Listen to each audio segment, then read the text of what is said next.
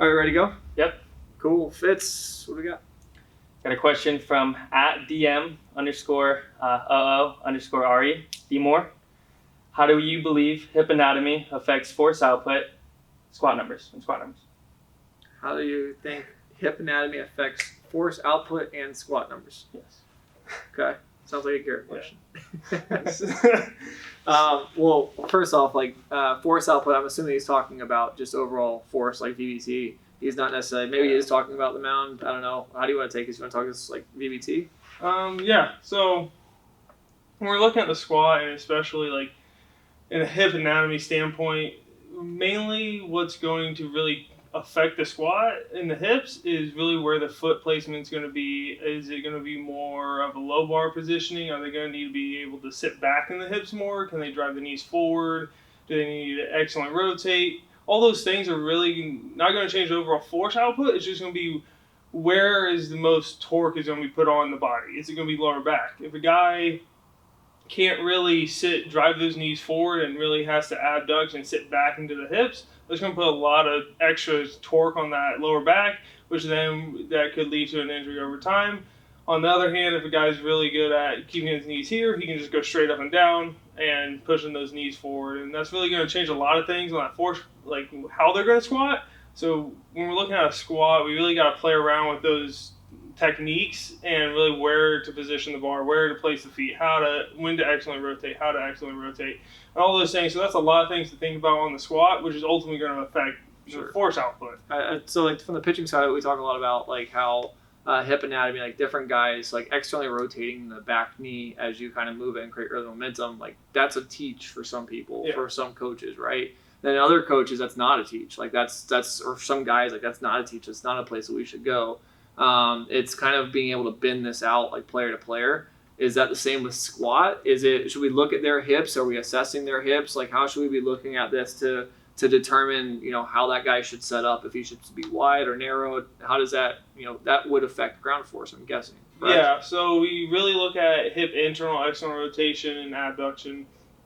And looking at the squat, knowing that there's a lot of moving parts in the squat, just like in pitching. There's a lot of moving things going around, and the only really way you can find that perfect technique or perfect whatever for that guy is really to test it out, and that takes time. So that doesn't mean we can't be trying to find that out during training. It just means we're going to be supplementing more of the strength work and unilateral work while we're figuring out the squat. And then once we really figure out the squat, we can now push that squat because we can load the barbell a lot more than we can hold in dumbbells. Sure.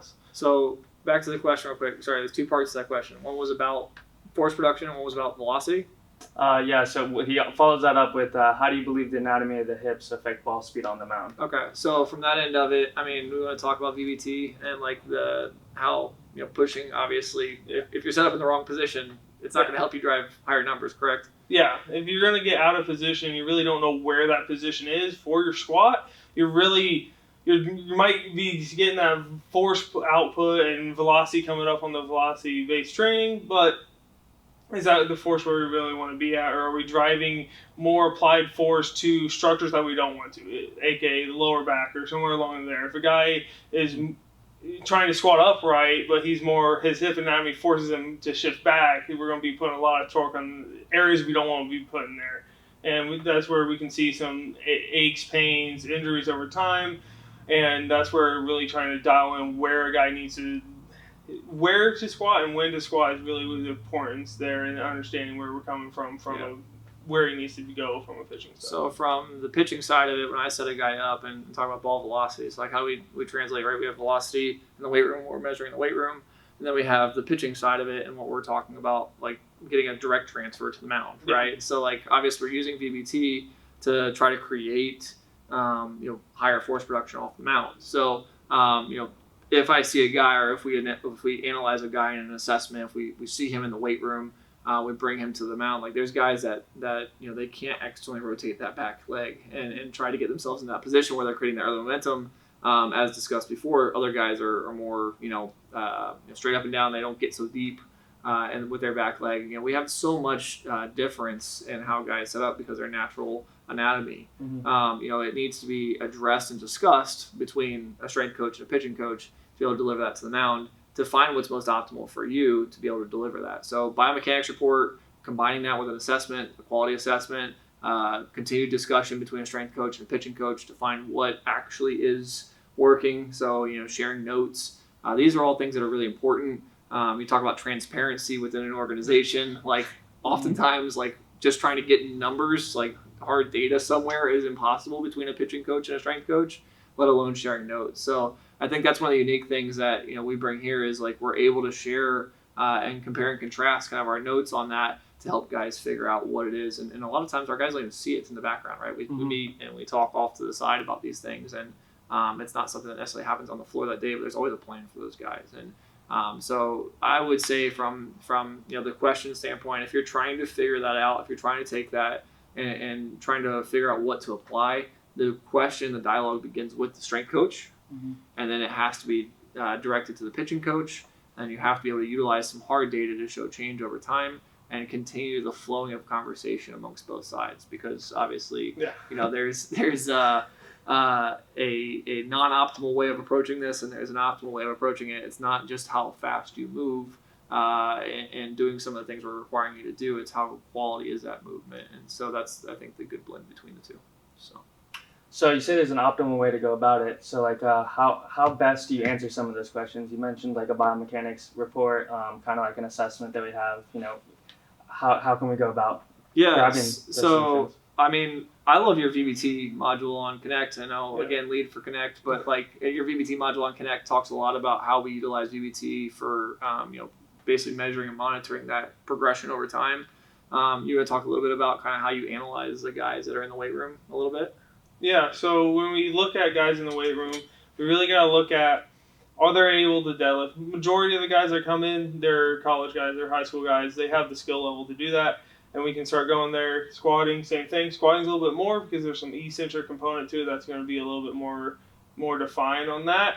But once they start squatting, we see that we try to really push absolute strength early on, as much weight as possible. And then over time, we try to get them to move faster and faster with heavier weight. So then we can now start seeing hopefully higher transferability over to the field. Yeah, and I think it comes into our assessment as well, like a quality assessment. We do a range of motion screen with the 6 sensor programs, biomechanics assessment. One of the things that's really cool about that is we're able to look in and see some limitations early. Garrett's able to see change over time, which is huge. And then from my end of it, like I said, it's a biomechanics analysis, and it's not to have one without the other, right? If I just had a range of motion screen, I'm trying to get the guy to throw harder off the mound. That's one of the mistakes I think a lot of people make is they go to a good quality strength conditioning program, but they're missing the dialogue between the two, right? Like, so you can promote all day, like, oh, we did this really high end, assessment.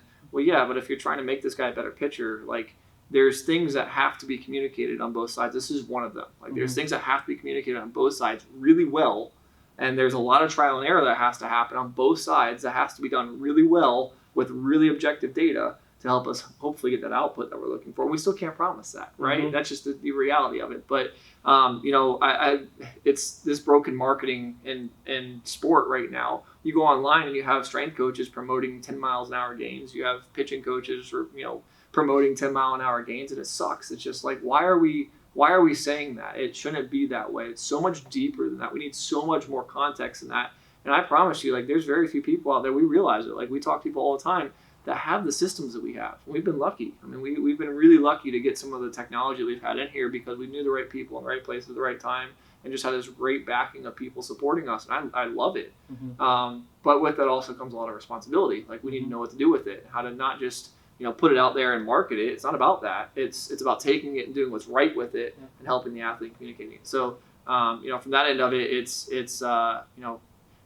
two things. Don't get caught by the marketing, right? Don't get caught online looking at all the marketing and get lost in it. Number two, if you really want to know the truth, go ask your strength coach when the last time you talked to your pitching coach, right? Yeah. Go talk to your pitching coach about your strength coach. Like, go talk about the programs, and you'll find quickly, like, hopefully they have talked. Hopefully they do understand what they're trying to accomplish together.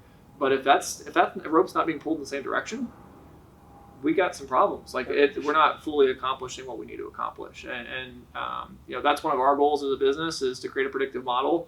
Utilizing the KP app, which is coming soon. But our goal is to bring all of this data into one place and help program, via computer learning, to help guys, hopefully, and help coaches hopefully understand where that blend happens. Because it's not just isolated boxes. It's not just throwing. It's not just lifting. It's not just nutrition at home. It's not just these things. It's all of them working together in unison to pull you in the right direction. That's kind of the vision for our company, is to be the first ones to really bring all that together in one place to hopefully achieve that big picture. So Sounds great. Always a deep conversation. If you guys have any questions, please leave a comment down below.